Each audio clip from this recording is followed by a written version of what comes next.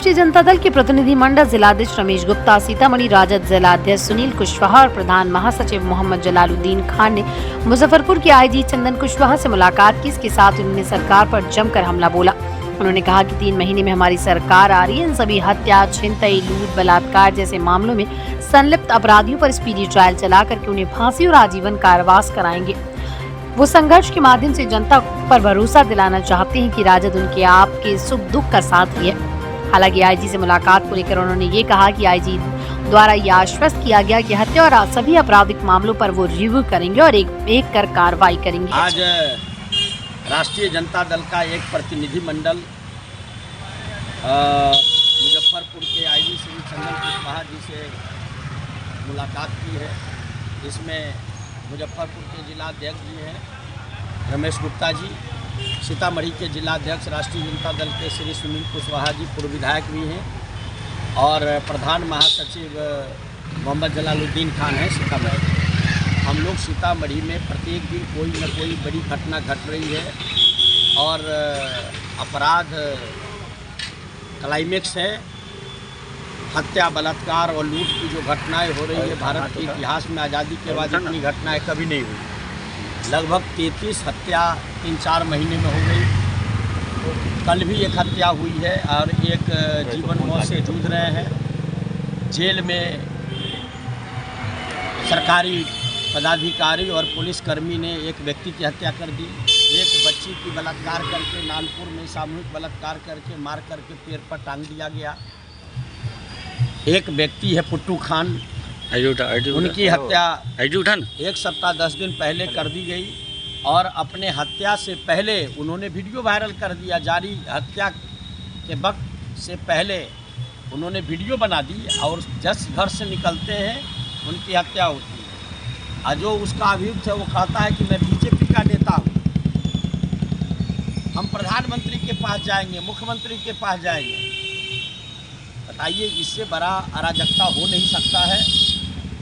एक व्यापारी की हत्या सोनवर्षा में 5 दिन पहले गोली मार दी गई, परसों उनका डेथ हो गया।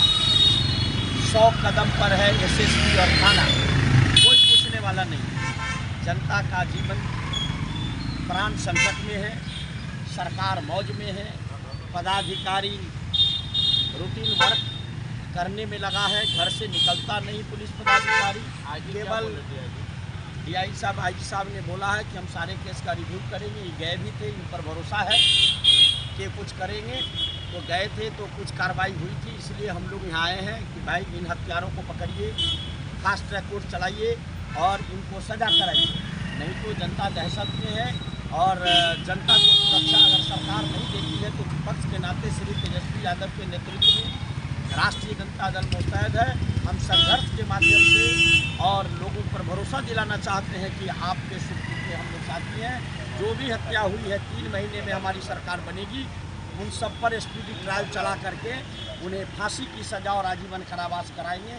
इसलिए हम लोग अपनी मांग को लेकर के आईजी साहब से मिले। इन्होंने आश्वस्त किया है कि हम रिव्यू करेंगे और एक पर कार्रवाई करेंगे। एक तरह से ये कर रहे हैं कि चुनाव जब वोटर नहीं रहेगा तो हमारे नेता ने अगर कहा है कि ये वोट को जो वोटर मतदाता है, जिस पर चुनाव पार्लियामेंट हुए थे 24 में, हम भी चुनाव लड़े थे, थोड़ी वोट से हार गए। इसका मतलब ये फर्जी वोटर थे जिस पर नरेंद्र मोदी जी प्रधानमंत्री बन गए और आज ये वोटर फर्जी दिखाई दे रहे हैं। तो हमारे नेता ने कहा है कि जब आप जनतंत्र में मतदाता का नाम ही बाहर कर दीजिएगा तो हम किस मतदाता के बल पर जाएंगे चुनाव लड़ने। लेकिन खैर 3 महीने बाद इनको आहट हो गई है कि तेजस्वी यादव बिहार के मुख्यमंत्री बन रहे हैं और बिहार का सरकार ऐसा होगा, हर नौजवान, गरीब, गुरबा, शोषित, पीड़ित, हर के जवान पर ऐसा शासन दिखाई देगा जो भारत के इतिहास में शायद कभी हुआ होगा। अच्छा शासन मिलेगा। अभी तो कुशासन है, राक्षस राज है।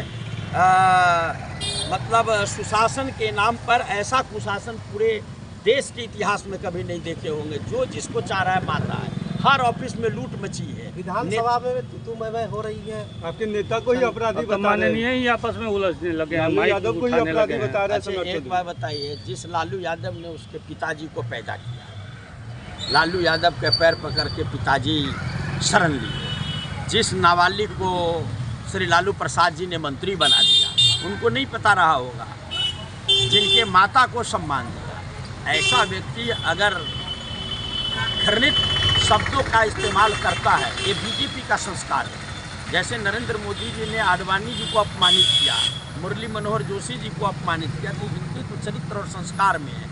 तो उस संस्कार में चले गए सम्राट चौधरी, तो उनसे उम्मीद क्या कर सकते हैं? उनका टीआरपी इसी से पार्टी में बढ़ेगा। लेकिन उनको पता नहीं है, इससे पहले भी 2 डिप्टी सीएम बने थे, आज वो दिखाई भी नहीं दे रहे हैं, कोई उनको पूछने वाला भी नहीं है।